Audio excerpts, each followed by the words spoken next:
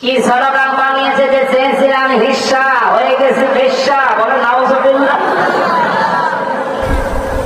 এগুলো মহিলা না, এদের গার্জিয়ান কারা আমরা তাও জানি না। আমি মিছিলের দিকে তাকিয়ে দুইজনকে চিনতে পেরেছি, বাকিগুলো আমার মনে হয় সব কলকাতা থেকে ভাড়া করা। কারণ এই দেশের মানুষের চাইতে কলকাতার মানুষ আমি বেশি চিনি। আমার জীবনের এই 33 বছর বয়সে আমার মনে হয় অর্ধেক সময় আমার কলকাতার আসামে কেটেছে। কারণ এই দেশে তো আল্লাহর ওলিরা কথা বলতে দিত না, বাধ্য হয়ে দাদার দেশে থাকতাম। ওখানে দেখেছি ওদের কালচার গুলো। এই মিছিলের দিকে তাকিয়ে আমার যা মনে হচ্ছে মুসলমানের মেয়েরা এত নিচে নামতে পারে না। এগুলো সব ভাড়া করা মহিলা। কমিশন যাদেরকে দিয়ে বানিয়েছিল যে 10 জন মহিলা, ওগুলোকে মহিলা বললে গোনা হবে, ওগুলো হিজড়া। কারণ আমি 318 পৃষ্ঠা পুরাটা পড়ে দেখেছি, যা রিপোর্ট দিয়েছিল ওখানে কোরআনে কারিমের 10টা আয়াতের বিরুদ্ধে ডাইরেক্ট লেখা আছে। তার ভেতরে 3 নাম্বার পয়েন্টে ছিল যে দেহ আমার, সিদ্ধান্ত আমার। এটা কোরআনে কারিমের প্রায় 10টা আয়াতের বিরুদ্ধে। আলাহুল খালক ওয়াল আমরু, আল্লাহ বলেন আমি বানিয়েছি, সিদ্ধান্ত চলবে কার? আর ওরা বলছে দেহ আমার, সিদ্ধান্ত আমার। দেহ আপনার হয় কি করে? এই দেহটা আপনার হয় কি করে? আপনার মা বাবা শুধু বিছানায় ছিল, এতটুকুই শেষ। বাকি যা করার এ দেহ এ পর্যন্ত বানানো কে? বলেন বলেন। আমি যে আয়াতগুলো পড়েছিলাম এখানে আল্লাহ কিছু নিয়ামতের স্মরণ করিয়েছেন। আলাম নাজআল লাহু আইনাইনি ওয়া লিসানা ওয়া শাফাতাইন। আমি কি তোমাকে 2টা চোখ দেইনি, জবান দেইনি, ঠোঁট দেইনি? এই নিয়ামতগুলো আপনার কোন বাবা দিয়েছে? আপনি যে বললেন দেহ আমার। বিজ্ঞানী আয়াতগুলো নিয়ে আজ গবেষণা চালিয়েছে যে মানুষকে আল্লাহ যে 5টা জিনিস বিশেষ করে দান করে, এটা পৃথিবীর কোনো মানুষের হাত নেই। এটা সূরা তরিকের ভেতরে পাবেন এই তথ্যটা। এখরুজু মিন বাইনিস সলবি ওয়াত তারাইব। আল্লাহ বলেন দ্রুত গতিতে বাবার স্ফলিঙ্গ দিয়ে যে পানিটা বের হয়ে আসে, এই নাপাক পানিটা, এই জন্য এখানে সলবন 1 বচন দিয়েছেন আর তারাইব দিয়েছেন বহু বচন। তাফসিরে মুফাসসির লিখেছেন সলবন বলা হয় পুরুষের লজ্জাস্থান আর তারাইব বলা হয় মেয়েদের লজ্জাস্থানকে। আল্লাহ পুরুষের বেলায় 1 বচন দিলেন, মেয়েদের ব্যাপারে বহু বচন দিলেন কেন? দ্বিবচনও দেননি, বহু বচন দিয়েছেন তারাইব। দ্বিবচন দিলেও আমি আয়াতটা নিয়ে আর একটু চিন্তা করতাম। তারাইব দিয়ে আমার চক্ষু খুলে গেছে। এই আয়াতের সাথে সূরা আহকাফের 15 নম্বর আয়াতের একটা দারুণ মিল আছে। বাবার চাইতে মায়ের সম্মান মর্যাদাতে 3 গুণ বেশি। এই আয়াতটার প্রমাণ হাদিস তো আছে, একটু ভালো করে খেয়াল করেন। এই পৃথিবীর ময়দানে বাবা মায়ের জন্য, বাবা সন্তানের জন্য যতটুকু কষ্ট স্বীকার করেছে তার চাইতে কমপক্ষে 3 গুণ কষ্ট মায়ের বেশি হয়েছে। প্রথম কষ্টটা পেটে রাখার 10 মাস 10 দিন। বলেন তো আজ পর্যন্ত আমরা যারা বাবা কোনোদিন টের পেয়েছি? বলেন বলেন। এটা যত আজ পর্যন্ত যত সন্তান দুনিয়ায় এসেছে এই কষ্টটা শুধু মা পেয়েছে। কথা বলেন না কেন? 2 নম্বরে কষ্টটা যখন ডেলিভারি করা হয়, বিজ্ঞান এখন কষ্টের পরিমাপ দেখাচ্ছে। পৃথিবীর প্রতিটি জিনিস যেহেতু মাপ করে করে দেখানো যায়, এই মাদ্রাসাটা কতটুকু আপনি একজন আমিন নিয়ে আসেন, সে মাপ দিয়ে বলতে পারবে। বলেন না কেন? কি দিয়ে মাপবে? গজ দিয়ে, ফিতা দিয়ে? কি বলেন বলেন। পৃথিবীর প্রতিটি জিনিস পরিমাপ করার যন্ত্র আলাদা আলাদা আছে। বিজ্ঞান কষ্ট মেপে দেখেছে যে মানুষের কষ্টটা কিভাবে মাপা যায়, ইউনিট দিয়ে কষ্ট মেপেছে। পুরুষ মানুষ যদি 45 ইউনিট কষ্ট পায় তাহলে সে আর বেঁচে থাকে না, মরে যায়। কিন্তু একটা মা আমাকে দুনিয়ার মুখ দেখাতে গিয়ে ডেলিভারির সময় 57 ইউনিট কষ্ট পেয়েছে। কয়দিন আগে পুলিশের এসপি মারা গেল, কি পলাশ সাহা। আমার মনে হয় ওই লোকটা মার বউ এই 2 জনের যন্ত্রণার মাঝে পড়ে জীবনের উপরে বিতৃষ্ণা এসে গেছে। এটা যাতে রেকর্ড হচ্ছে, এই জন্য মা বোনদেরকে বলছি, সম্মানিতা মা বোনেরা, আপনি একটু উদার হন। আপনার স্বামী ওই পলাশ সাহা এসপির মতো ঝামেলায় আছে, কিছু বলতে পারে না। তাই আমরা এখানে হাজারো স্বামী যারা বসে আছি ঠিক ওই পলাশ সাহার মতো আছি, কিন্তু আমরা মরছি না। তাই এক কথা বলছেন।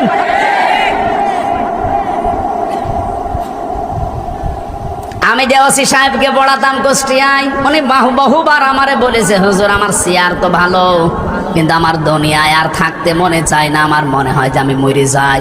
কেন? যতবার জিজ্ঞাসা করেছি, হয় নিজের মায়ের নাম আর বোর নাম, এই দুজনের নাম বলতো। তাহলে কি হয়েছে তাদের ভেতরে?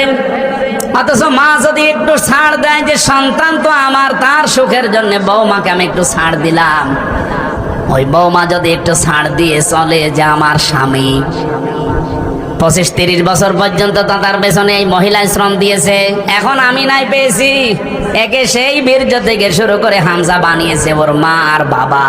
অন্তত আমার মা বাবা হলেও তো আমি স্বীকার করতাম, তাদের জন্য এই কষ্টটা আমি একটু স্বীকার করি। কোন পরিবারের স্বামী মানসিক রোগী হয়ে যেত না, কিন্তু হাজারো স্বামী আজ আমরা মানসিক রোগী এখানে নেই। এই কথা বলছেন না কেন? না, আমি মা বোনদেরকে বলবো শুধু নামাজ পড়া, রোজা রাখা, কালো বোরকা পরাই, পর্দা মানে ইবাদত না। স্বামীর মনে দুঃখ দেওয়া যাবে না। আপনি একটু ব্রড মাইন্ডের হবেন, ন্যারো মাইন্ডের হওয়ার কারণে পরিবারে অশান্তির শেষ নেই। আর এগুলো টিপস দেয় ওই মেয়েটার মা আর ওর বড় বোন।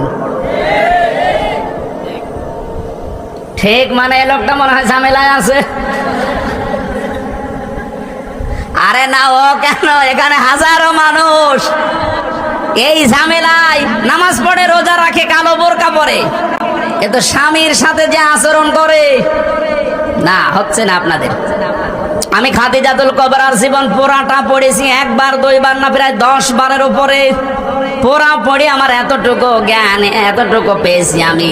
জীবনে খাদিজার জীবনে পড়ে আমি দেখেছি উনি নামাজ পড়েননি এক ওয়াক্ত, উনি একটা রোজা রাখেননি, জীবনে কোনো দিনের জন্য তিনি একদিনের জন্য পর্দায় থাকেননি, একবারের জন্য হজ করেননি, একটা টাকা যাকাত দেননি। পটুয়াখালীর মা বোনেরা বলেন নামাজ পড়েন, একবারও জীবনে রোজা রাখেন না, একটাও, একদিনও পর্দা থাকেন নাই, হজ নেই, যাকাত নেই। অথচ আল্লাহ নিজে তাকে জীবিত অবস্থায় সালাম দিয়েছে এবং জান্নাতে ঘর বানিয়ে তার জন্য পাঠিয়েছে। প্রশ্ন আসতে পারে নামাজ রোজা পর্দা কিছু করলো না? হ্যাঁ, করেনি, কারণ এগুলো নাজিল হয়েছে সব তার ইন্তেকালের পরে, এই জন্য করতে পারেননি। কিন্তু এই মহিলাকে আল্লাহ নিজে সালাম দিয়েছেন, জান্নাতে ঘর বানিয়ে পাঠিয়ে দিয়েছেন। একটাই কারণ পেয়েছি, পুরা জীবনে পড়ে আমি এতটুকু পেয়েছি, জীবনে কোনো দিন তিনি স্বামীর মনে একদিনের জন্য হলেও দুঃখ দেননি। এখানে যারা স্বামী আছেন, আল্লাহর দিকে তাকিয়ে মিথ্যা কথা বলবেন না, আল্লাহর দিকে তাকিয়ে বলবেন যে জীবনে কোনোদিন আমার বউ আমাকে একদিনের জন্য কষ্ট দেয়নি, দুঃখ দেয়নি। হাত তোলেন তো। একজো, আপনি কি বউ পেয়েছেন না ফেরেশতা? আপনি আমাকে মাহফিলের পরে বাড়ি নিয়ে যাবেন, আমি দেখবো আপনি কি পেয়েছেন। না, আমি হাসির খোরাকি দেয়নি। এই যে প্রধান বক্তা, হাত তুলতে পারি না, আমিও পারলাম না, মিথ্যা কথা বলবো কেন, স্যারও পারিনি। পুলিশ মনে করলাম পুলিশ একটা হাত তুলবে, পুলিশ আরো যন্ত্রণায় আছে, একটা পুলিশও হাত তুললো না। না, সম্মানিত মা বোনেরা, আওয়াজ কানে যাচ্ছে, শুধু নামাজ পড়া, রোজা রাখা, কালো বোরকা পরা হবে না। খাদিজাতুল কুবরার সাথে জান্নাতে যেতে হলে জীবনে কোনোদিন স্বামীর মনে অন্তত জায়েজ কোনো কারণে দুঃখ দেওয়া যাবে না। এরকম বউ আমরা চাই না। কারা চান হাত তোলেন তো। এখন যদি ওরা বলে হুজুর ওয়াজটা উল্টিয়ে করেন, তো জীবনে কোনোদিন বউর মনে দুঃখ দেয়নি এরকম স্বামী আমি চাই, আছে না? নেই। প্রতিদিন 10টা করে দুঃখ দিচ্ছে। মেয়েদের এই কষ্টের কারণে, এই যে 57 ইউনিট কষ্ট সহ্য করা লাগে, এই কারণে নবীজি তাদের দ্বিতীয় ধাপের মর্যাদা বাড়িয়েছে। 3 নাম্বারটা, 3 নাম্বার কোনটা? দুধ খাওয়ানো। এই যে দুধ খাওয়ানো, এই বিষয়টা কিন্তু মায়ের না, দুধ খাওয়ানোর দায়িত্ব কার? বাবার। তো বাবার কি জিনিসপত্র আছে? খাওয়াবেন কি দিয়ে? কোরআনে কারিমে সূরা বাকারা 2 নাম্বার পারা 17 নাম্বার পৃষ্ঠা প্রথম নাম্বার লাইনের 233 নাম্বার আয়াতের মাঝের অংশে এটা আছে, ওয়াল ওয়ালিদাতু ইরদি'না আওলাদাহুন্না হাওলাইনি কামিলাইনি লিমান আরাদা আইয়ুতিম্মার রাদা। এই যে শব্দটা কিন্তু মুযাক্কার, লিমান আরাদা আইয়ুতিম্মার রাদা। এই শব্দটা মুয়ান্নাস আল্লাহ দেয়নি, মুযাক্কার দিয়েছেন। 2 বছর কমপক্ষে দুধ খাওয়ানোর দায়িত্ব বাবার, পালন করছে কে? বলেন বলেন। আমার মনে হয় ওয়াজ আমার এখানে করা ঠিক হচ্ছে না, কারণ রেকর্ড তো ম্যাডাম যদি শুনে বলে তোমার মেয়ের বয়সে ছোটটা এখন 8 মাস, এ দায়িত্ব যেহেতু আমার না, এই মেয়ের দুধ খাওয়াতে আমার 5 লাখ টাকা দেওয়া লাগবে। ঠক্কো এই ওয়াজ আমি আর জীবনে করবো না, অন্তত আর 2 বছর পরে করবো। ওয়াজ তো সহি, কিন্তু সমস্যা তো হয়ে যাবে আমার বিরুদ্ধে ওয়াজ ফেলে যাচ্ছে না। না, সম্মানিত মা বোনেরা, এই কাজ যে আপনারা করেন, 1 ফোঁটা দুধ সন্তানের মুখে দেওয়ার পরে নবীজি বলেন একটা মরা মানুষ চিন্তা করে দিলে যে সওয়াব হয়, ওই সওয়াব মাকে আল্লাহ দান করে। আমাদের তো জিনিসপত্রও নেই, এই সওয়াবের আশাও নেই, অন্তত আপনাদেরকে আল্লাহ দিয়েছেন। এই যে 3টা কষ্ট, এই জন্য তারাইবটা বহু বছর আর সোলবনটা 1 বছর।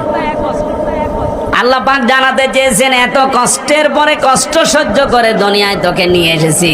লাকাদ খলাকনাল ইনসানা ফি কাবাদ।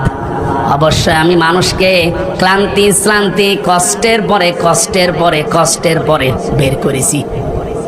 বিজ্ঞান এখন দেখাচ্ছে এই পানিটা যখন দ্রুত গতিতে যায় 40 দিন 43 পরে মায়ের পেটের ভেতরে কমপক্ষে 4টা জিনিস আল্লাহ বানায়, চুল, রগ, হাড় আর পর্দা। মায়ের ভেতরে ওখানে যে করারিম মাকিন আছে, ওই জায়গায় যে নাপাক পানিটা আছে, ওটা দিয়ে আরো 4টা জিনিস বানায়, রক্ত, গোশত, চর্বি আর চামড়া।